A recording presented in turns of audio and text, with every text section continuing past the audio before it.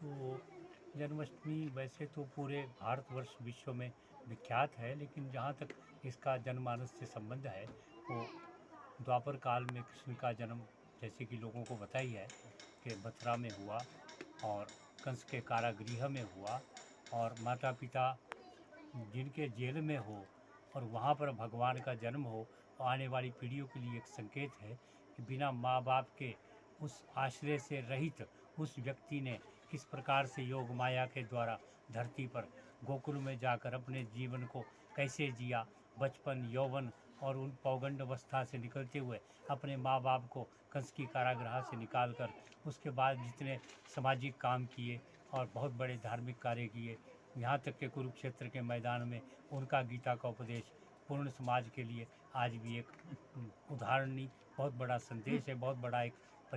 पर्याय है लोगों के लिए। और गीता पर आज भी बहुत से लिखा जाता है, बहुत सी टिप्पणी लिखी जाती है, टीकाएँ लिखी जाती है, लेकिन गीता का सार अब तक किसी की समझ में नहीं आया। लेकिन सबसे बड़ी चीज़ है कि हम कृष्ण के इस जन्माष्टमी का जो मुख्य आधार है वो यही है कि कृष्ण का जन्म बुधवार रोहिणी नक्षत्र और रात के 12 बजे अष्टमी के उस योग में हुआ था। लेकिन योग कभी कभी किसी किसी काल में और किसी किसी समय में उपस्थित होता है, लेकिन फिर भी हमारे भारतीय ज्योतिष शास्त्र और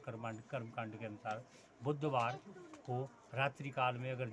जन्माष्टमी जब होती है तो उसी काल में जन्माष्टमी का पर्व मनाया जाता है। ये हमारे लिए दोनों बहुत ही आश्चर्यजनक अवस्थाएं हैं।